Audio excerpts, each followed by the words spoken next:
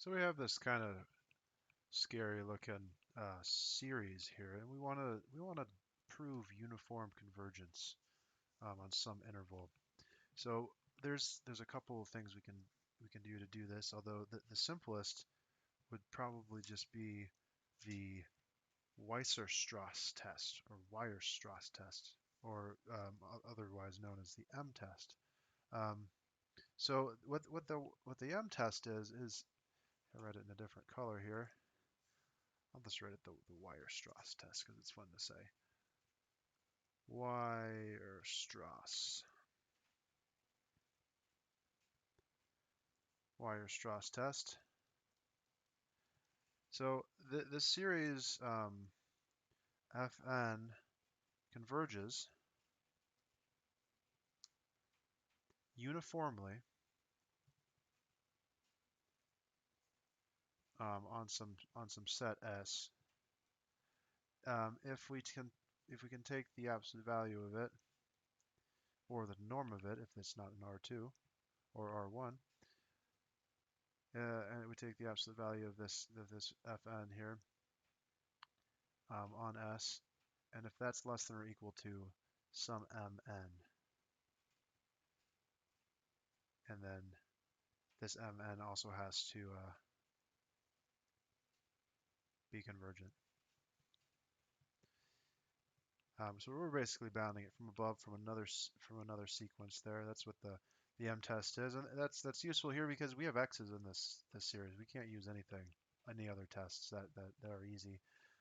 There are some other things we can do, but they would be much more difficult than this.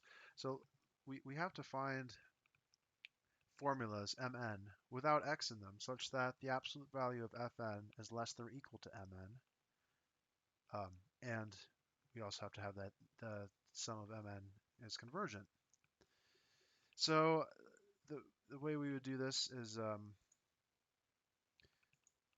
so let's let Fn equal to -1 to the n e to the x over n times n plus x squared. Um, so we we take the absolute value of it from this formula here, so we can kind of get rid of this part right here. That -1 to the n will always be positive in the absolute value. So we take the absolute value of that. That's going to be just e to the x over n times n plus x squared. Okay. So, and I guess these are still in absolute values there. So we should simplify this a little bit, um, or rather, it's already simplified. We can bound it below some integer m rather that's greater than x here. So e to the m over n times n plus x squared, and this is for m greater than or equal to x there. You can verify that. For this m being greater than or equal to x, this will hold. This will hold here. All right. So um, this we can make this even bigger actually, and simplify this expression further by we can make this let this x be 0 right here, right? Because if we make this x 0, the denominator is going to get smaller.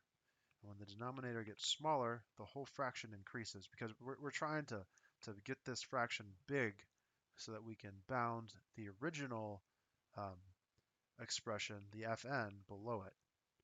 So we see that this is less than or equal to e to the m over n squared when x is 0, right?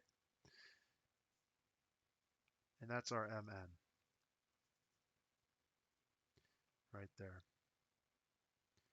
All right. So is this convergent? So we have it that Fn is less than or equal to Mn, but is it convergent? Well, let's look. This looks to be a constant multiple of a p-series. So we're fixing m, right? We're fixing m to be some integer. So m is on R, and it's also it's going to be greater than x too, no matter what x is. Because when we're summing this here, notice that the sum is starting at n equals 1. N is the thing that's changing. That's the one going to infinity. So this x is going to just be a fixed value somewhere in here. We don't know what it is, but it's going to be a fixed value. So for x being in less than m there, we see that this e to the m will be a constant number on this series, which means that this this series right here, n equals 1 to infinity of mn equals n equals 1 to infinity of e to the m over n squared. This is a p series, right? This is just a multiple of 1 over n squared. So we can bring that e to the m out and make it like this.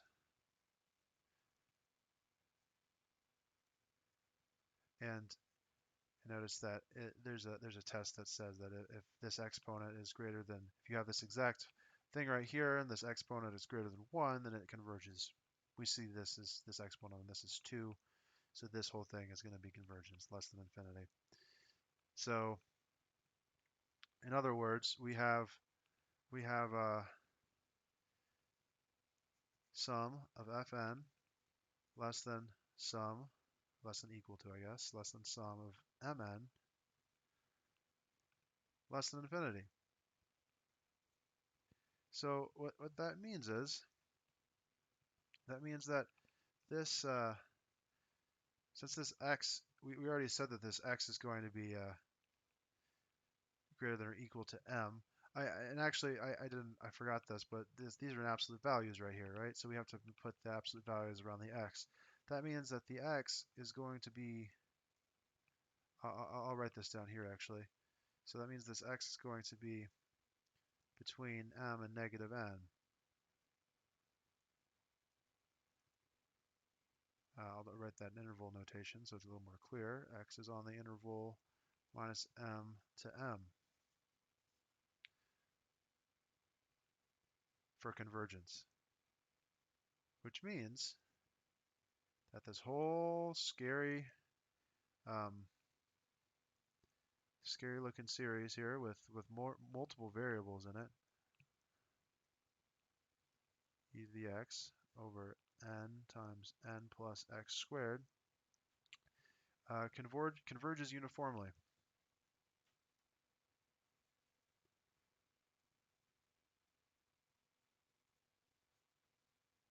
on x on this interval minus m to m.